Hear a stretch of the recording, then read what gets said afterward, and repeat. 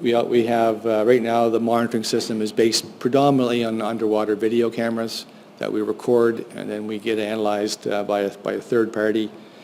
We do have continuous operated hydrophone that collects any noise within the marine environment.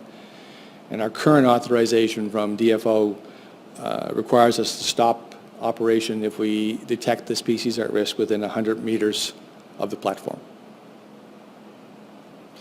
This just gives you a little bit of an idea of where we positioned the environmental monitoring equipment. So on the two odor pontoons, two smaller ones, we've got the hydrophone on one. We've got a camera looking at each rotor or swept area of the turbine. And that's predominantly what's made up of our environmental monitoring system today at this particular site. Just a little bit of data that we collect. I'll give you an example of what we collect. Probably the most important part of this is our highest sound levels are below what the typical vessels are within the Grand Passage area. This is a video actually of one of the turbines at Grand Passage.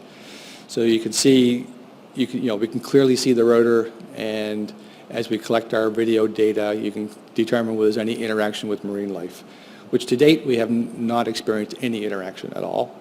We obviously have things correlated to the time of day, flow velocity, and tide cycle, so when we do our analysis we can correlate things backwards. And we have really seen no signs of animals near the turbines during operations. I think that would be it.